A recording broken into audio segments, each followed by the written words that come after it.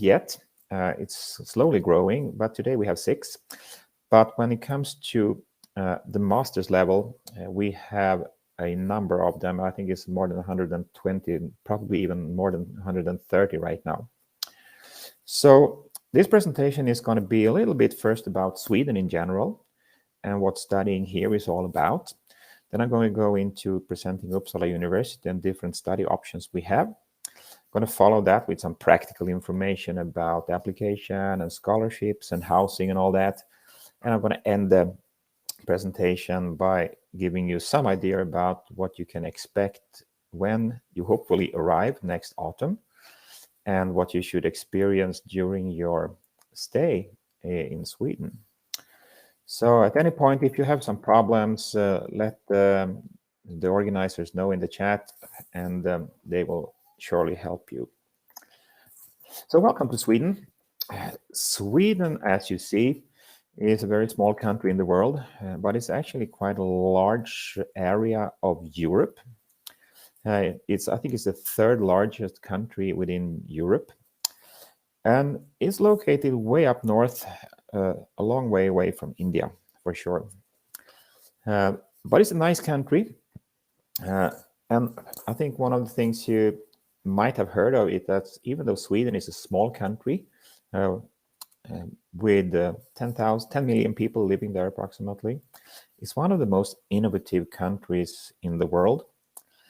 In 2020, we were considered the most innovative country within the European Union. In 2019, we were leading the pack on the international global innovation ranking. And we're typically ranked among the top 3 countries in the world when it comes to innovation. So some of the things that has their origins in Sweden is ball bearings. I'm sure you know what that is. The ring binder where you put papers in when you're studying. The pacemaker helps your heart beat in a proper manner.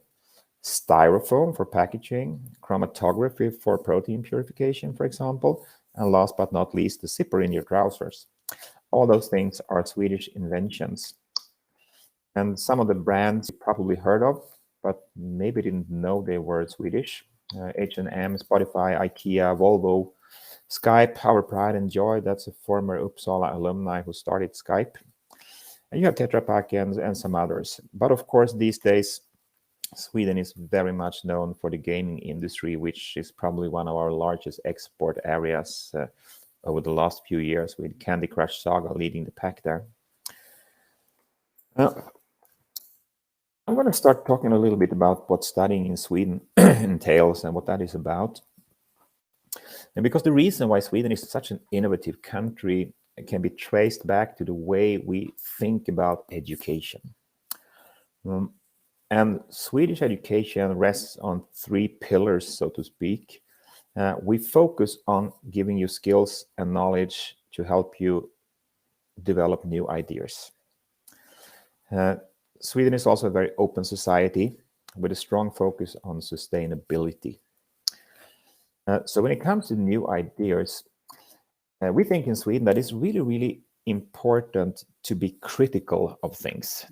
It's natural to think critically at Uppsala University, for example, because if you never question current knowledge, how would you ever develop something new? So we encourage all students to actually question what they read, what the teachers said, what they read in the newspapers, what they hear on the radio, what they are reading in research articles. Everything should be questioned and scrutinized, so you make sure that it's actually correct, and don't just count it as true just because it's in some paper. So thinking critically is very natural, and as a student, you are expected to be critical. It's perfectly all right to say to your teacher that I think you're wrong. You have to back up that with some facts and logical arguments, but it's perfectly all right to be that frank, because that's what we like. But you also have to take responsibility for your own results in Sweden, especially at Uppsala University, which is one of the top universities in the world. Education here is not easy, but it's very rewarding. But no one will lead you by the hand to graduation. You will take responsibility for your own studies and your own successes. And that's really important because no one is going to take you by the hand and lead you through your working life later.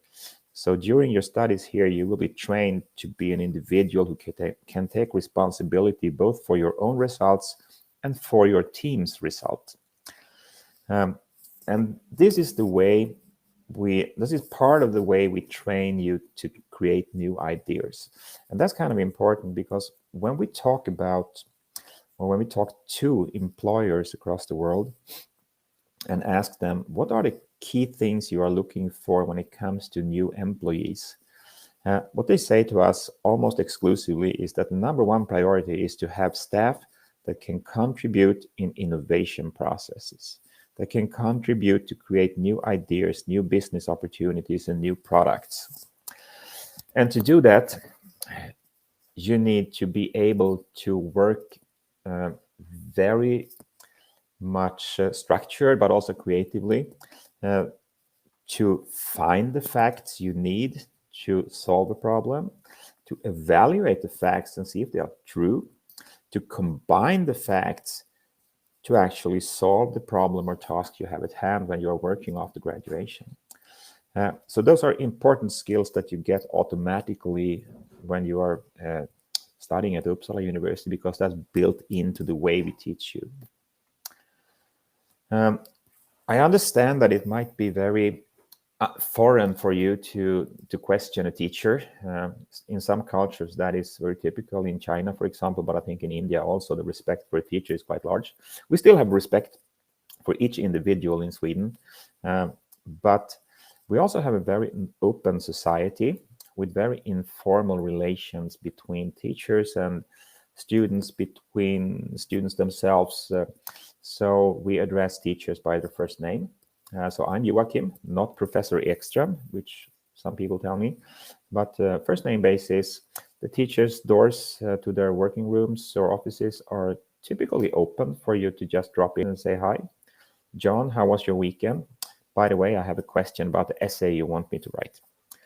And that's an important foundation to actually have that climate to be able to be so open and critical and debating a lot.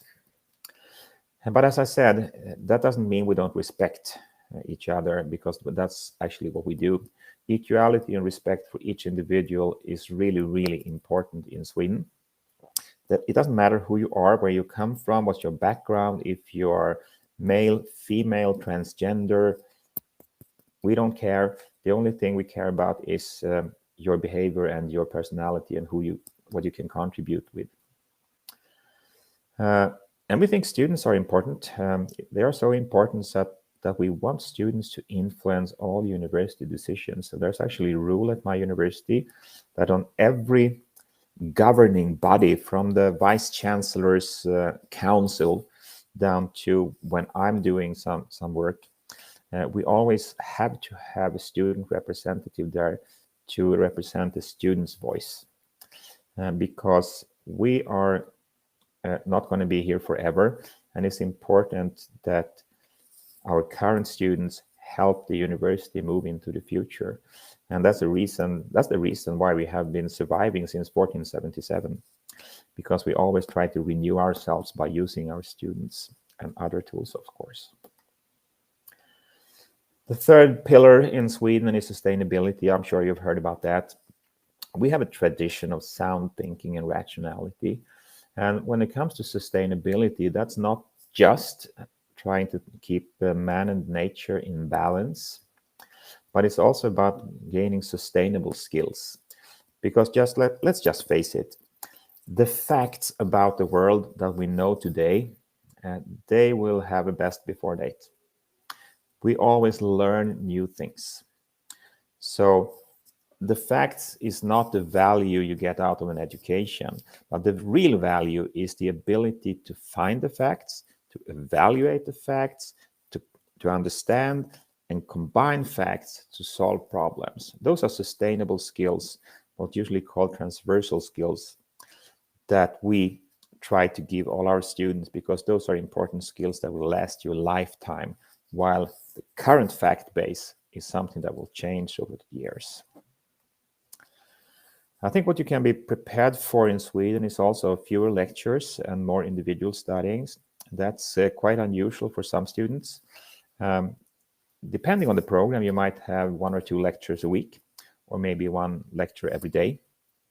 It varies a little bit, but most of your work will be in teams with other students, where you work on tasks from your professors, who functions as your guides, more or less.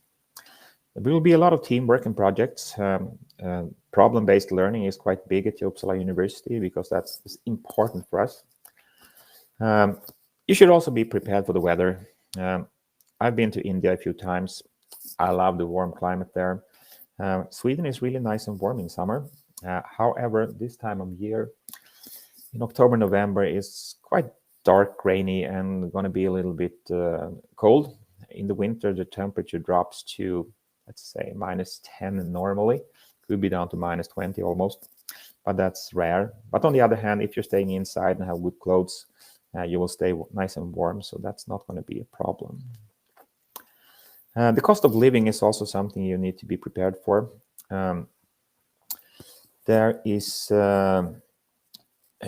Sweden is quite more expensive than India, but it's cheaper than the US, so that's a good thing.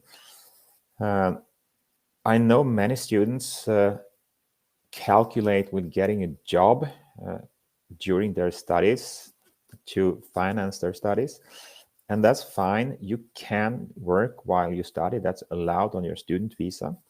However, just realize that Uppsala is a city of 200,000 people. 50,000 of those are students who all want an extra job.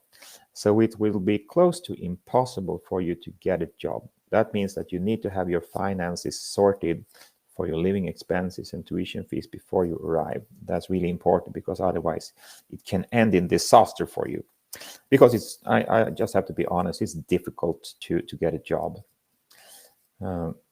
during your studies.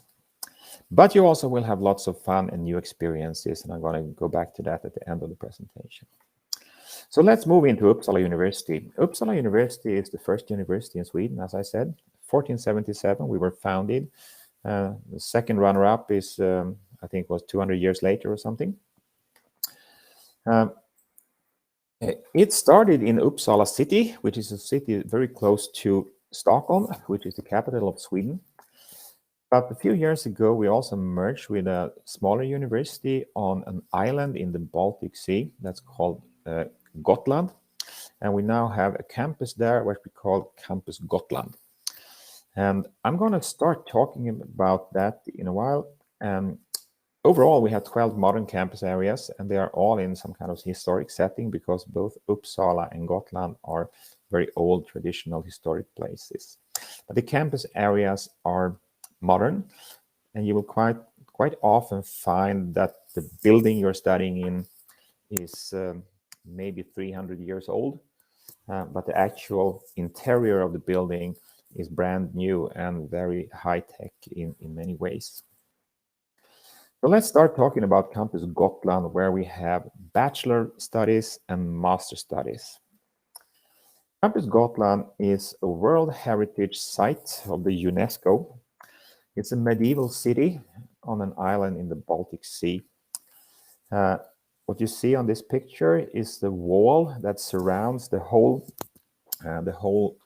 town of Visby, which is the main town on the island. The wall was built a few hundred years ago because there were lots of pirates in the neighboring sea who wanted to rob this place, because it was a trading post, very important trading post in Europe at that time. Today, we are not invaded by pirates, but we are invaded by tourists in summer, because the island is Sweden's most popular tourist destination, with lovely beaches and cafes and bars and restaurants and an amazing nature and sceneries. And it's also our only campus with an ocean view. So this is what you see here is part of the campus. So when you're sitting in the classroom, you have a view out over the ocean quite often.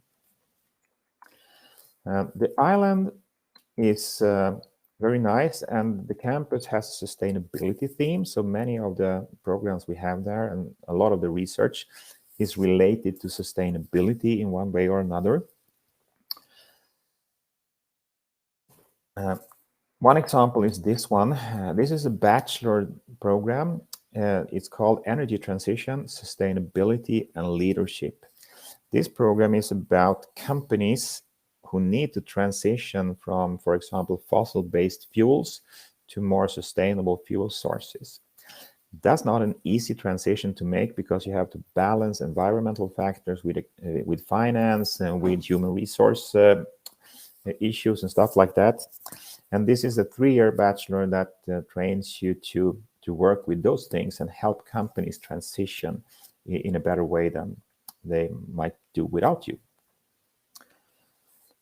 We also have another bachelor in the same area of management. It's called Leadership, Quality Management and Improvement. That broadens the spectrum a little bit on the sustainability theme and includes social sustainability and economic sustainability. And it's all about also transitioning companies in improving their operations to make sure that it's a sustainable ecosystem that is not reliant on the loss of someone else, either the nature or competitors, but trying to create win-win situations, basically. Sustainable development in industrial engineering is a new and a very exciting program also. Lots of industries are not so sustainable with fuel sources and pollution and manufacturing processes and stuff like that. So this program is working with digitalization, change management, and sustainable development, combining those areas to improve operations and including management, logistics, production management, and finances and all of that. Basically creating more efficient flows within an industry. I think it's going to be super interesting and very popular. It's new for 2022, actually. By the way, we're going to take some questions afterwards. So if you have some, just write them down for your own memory or something, and we'll take them at the end. As I mentioned, Sweden is well known for the game design, for the gaming industry, and we have 3 game design bachelors on the island. Graphics, programming, and project management are the directions you can take. And this is a very, very successful program. The students there, they start creating games from day one. They will be put in teams where we have some students from the graphics track and some from the programming track and one from the project management track. And they will create games from day one until they graduate. They frequently enter competitions around the world, and they typically win or place really, really highly. They are very, very good. So that if you're interested in game design, that is absolutely something you should take a look at. We also have a master's in game design there, if you already have some expertise in that area. We also have some master programs on the island of Gotland. Sustainable nature-based destination is very interesting. We have a master program in sustainable management of destination development. Basically tourism and how you can provide good, attractive locations for tourists without ruining the nature or historical buildings and stuff like that. Since it's on an island, it's also very windy, so wind power project management is a very good program to have there, very practically oriented. They climb these wind power towers and stuff and have a lot of fun. But also a master program in sustainable management, how you run a sustainable business, and more. You can find them all on our website. A fun fact about Gotland is that it's a very old place, of course, and actually the first known Swedish student, he enrolled at Uppsala University in 1477, and we still have his notebook, which you see on the screen now. And he, as students do today, he was drawing caricature drawings of his professors on the right page there. And now we merged with Gotland, so the circle is closed. Anyway, let's move into Uppsala city and what we have to offer there. In Uppsala, we have 11 campus areas, and they typically cover a certain topic, like economics or teaching, psychology, engineering in one, social sciences in one, etc. What you see on the screen here is you see the Uppsala Castle to the right in the background, the pink building. It dates back to 1300, something like that. You see the cathedral more to the left in the background, which means that Uppsala is also very much a religious center. Actually, the Archbishop of Sweden has her seat in Uppsala. That being said, Sweden is a Protestant country, but we have a great variety of religions, and there is total religious freedom. The second biggest religion in Sweden is probably Muslim, but we also have some other congregations in town. So whatever your religious preferences are, you are sure to be able to find like-minded people in the city and the congregation to join if you want to do that. In the foreground, you see part of the botanical garden, which used to be the castle garden, where today there are lots of concerts outdoor there in this beautiful garden. So Uppsala, as I mentioned, is a very small city. 200,000 people, that's smaller than most Indian cities. But it has really a big city feeling because it's packed full with restaurants, bars, clubs, cafes, shops, whatever, name it, and we have it. Museums, choirs, theater. So it's a really nice place to be. Very small town with a big city feeling. But of course, with 200,000 people and 50,000 of those, 25% being students, Uppsala is the preeminent student city in Sweden, no competition whatsoever. As a student, you cannot have a better life outside of your studies than you have in Uppsala, because there are so many different things you can do. The programs we have, I can't go through all of them because there are over 100. But some examples here. We have our operations divided into 3 disciplinary domains. And one of them is science and technology. A new program we have this year is all electric propulsion systems. Think electric cars. That's going to be very interesting. I think it's going to be very popular. We also have additive manufacturing, and there you can think 3D printing and how you do that in an industrial setting. 3D print big parts and put them together to refine and improve construction processes. We also have some more management-related programs within science and technology, for example, industrial analytics. And of course, we have a wide range of chemistry programs, biology programs, physics programs, computer science, information systems, and all those more common and broad programs that you might find elsewhere also. Then we have medicine and pharmacy, and I think Uppsala has traditionally been known for our developments in that area. Most of our Nobel Prizes come from medicine and pharmacy, and some science also. Drug discovery and development is a super interesting one, and innovative medicine as well. Something new for this year is biopharmaceuticals, which looks like it's going to be very popular also. So all of these programs are very research oriented. So we don't offer any clinical programs at any university in Sweden, as far as I know, within the field of medicine. Many people want to come here and study clinical medicine, and that's not going to be possible because that's available only for those who speak Swedish. Finally, humanities and social sciences is a very large area also, and very, very broad. Everything from business studies to political science and stuff. Human-computer interaction is something that's very popular for Indian students often. Making sure that humans can communicate and use IT solutions, everything from website design to the interface in your car, basically.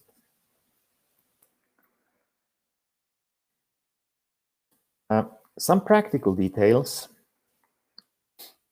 The application for studying in Sweden is open from October 18, so it's been open now for a week approximately, and the last day to apply is January 17.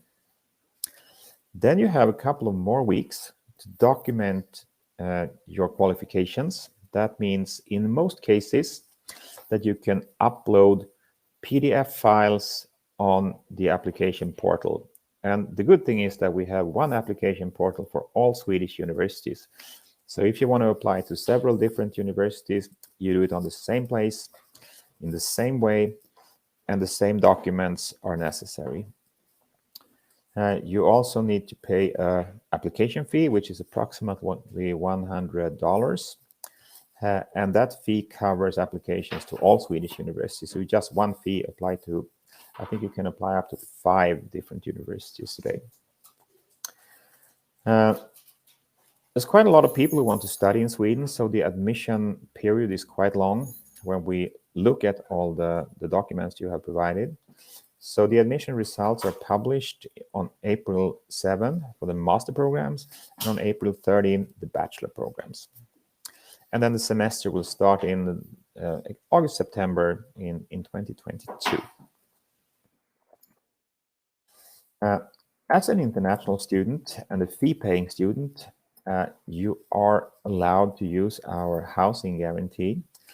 Of course, you can, if you want to, try to find housing in Uppsala or on the island of Gotland on your own. However, it will probably be difficult when you're situated in India. So we offer a housing guarantee, which means we can arrange housing for you. You have to pay the rent, but we can fix it for you.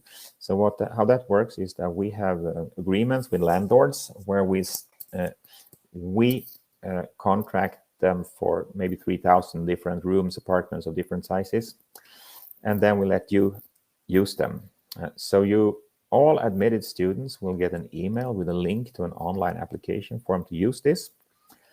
And there you can select the type of room, the size of room or apartment you want, etc., and some other things. And then you will get an offer. It's a guarantee, so you will always get some housing. If the housing offer you receive is not perfect, we advise you to take it anyway to start with, because when you're actually in Uppsala or on the island of Gotland, it will be much easier to actually find something suitable than finding it from the start from India. So admitted students will get an email with that opportunity, and do accept it because it makes your life so much easier. Scholarships. We have a number of scholarships available. They are all merit-based, means that we look at your grades from previous studies, and from that we select the winners. All scholarships cover the tuition fee 100%, but not the living expenses. And the application period will be announced shortly, and maybe even is announced shortly. But there will be an online application form, and when you get your admission results for your application to a program, you will get your scholarship results at the same time. So you have all the facts you need available to accept or deny a potential offer. And that will be in April then. Uppsala is open for anyone. Of course, the last few years we have had approximately 20,000 applicants to the international programs.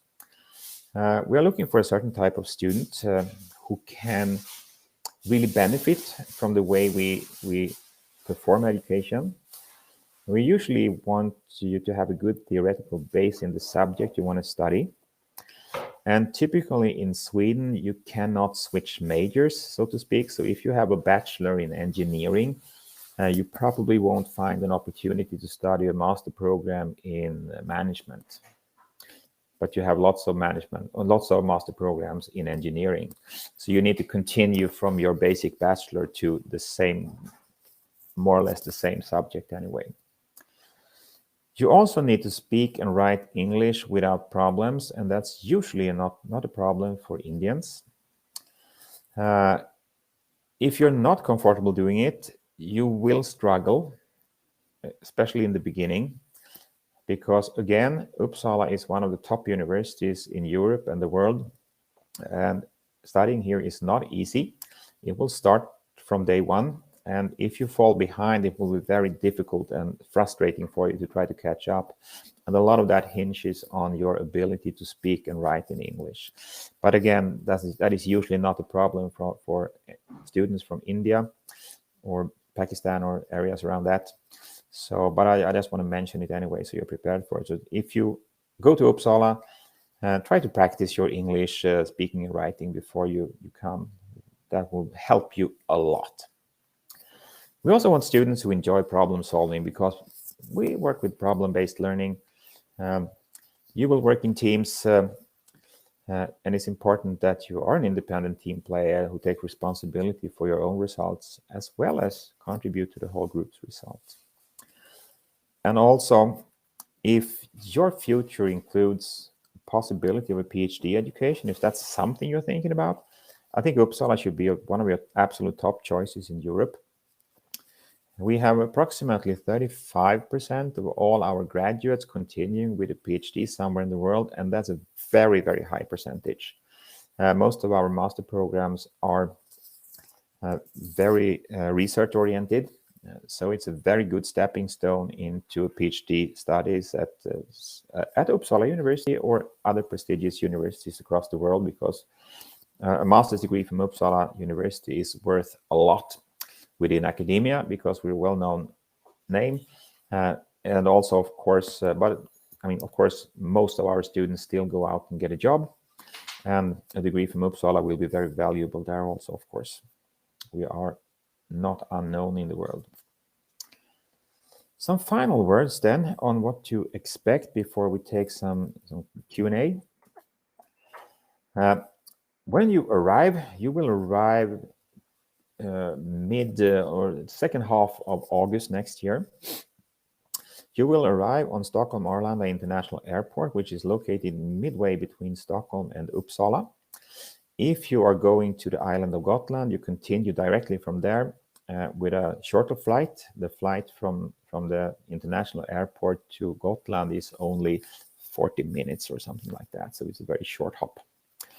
If you're going into Uppsala, we will take you there, because just outside customs we will have a booth and the possibility to use our shuttle service. We have the buses, as you see on the image here, that will take you into the arrival center in Uppsala. This is my office. There you will get your keys to your apartment or student room.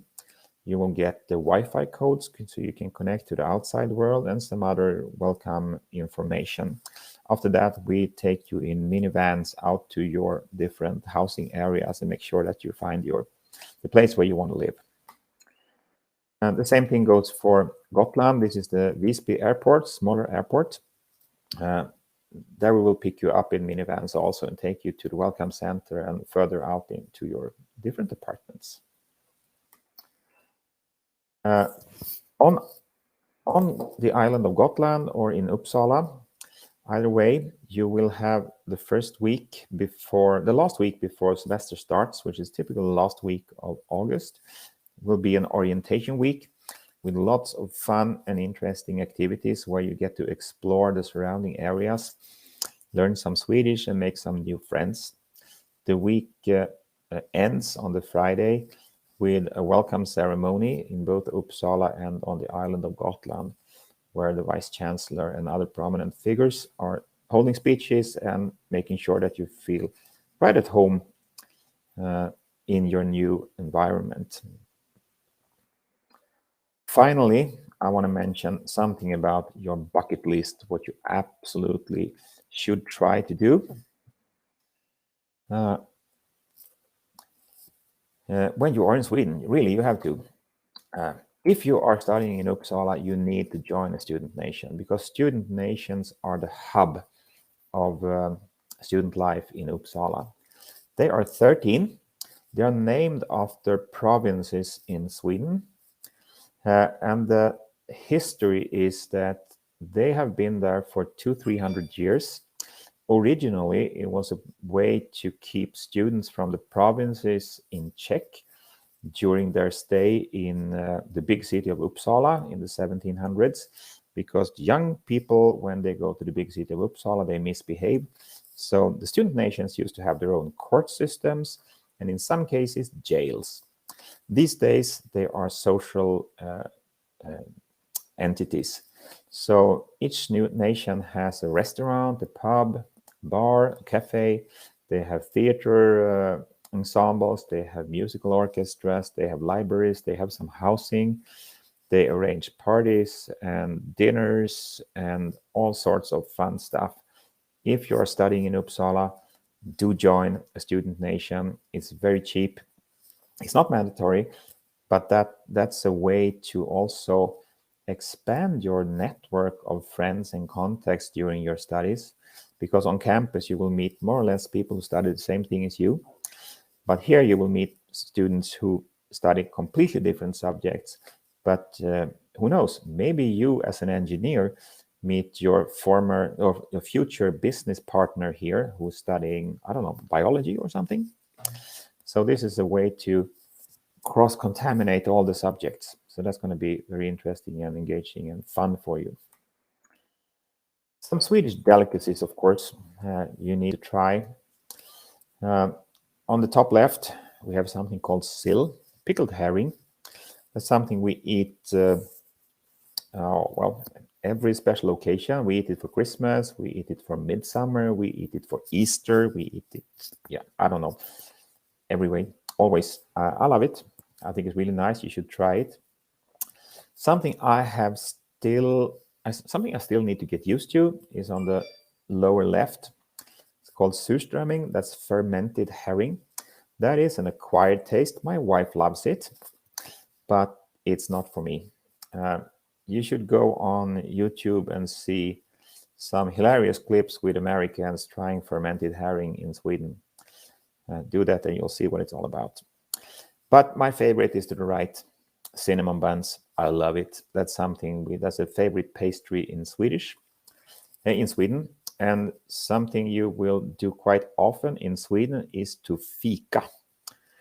Fika means having a cup of coffee and something together. Typically, you will be invited to have a fika and study.